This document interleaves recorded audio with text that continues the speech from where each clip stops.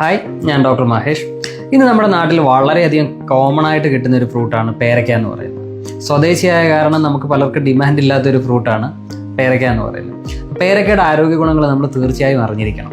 പേരയ്ക്ക എന്ന് പറയുന്നത് നമുക്കൊരു ഏറ്റവും കൂടുതൽ പ്രോട്ടീൻ അടങ്ങിയ ഒരു പഴങ്ങളിൽ ഒന്നാണ് പേരയ്ക്ക എന്ന് പറയുന്നത്.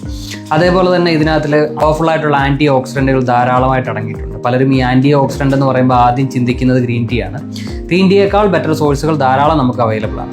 ആൻറ്റി ഏജിങ് പ്രോപ്പർട്ടി ഈ പേരയ്ക്കയിൽ ധാരാളമായിട്ടുണ്ട്. കാരണം അതിനകത്തുള്ള നമ്മുടെ ഈ സ്ട്രോങ് ആയിട്ടുള്ള ആൻറ്റി ഓക്സിഡൻറ്റ് ലൈക്ക് ലൈക്കോപ്പിൻ, അതേപോലെ തന്നെ വൈറ്റമിൻ സി, ഇതൊക്കെ നമ്മുടെ സ്കിന്നിൻ്റെ ഹെൽത്തിന് നമുക്കൊരു ആൻറ്റി ഏജിങ് പ്രോപ്പർട്ടി ഇതിനുള്ളത് കൊണ്ട് തന്നെ സ്കിന്നിൻ്റെ ഏജിങ്ങിനെ പ്രിവെൻറ്റ് ചെയ്യാൻ ഇത് വളരെയധികം നല്ലതാണ്.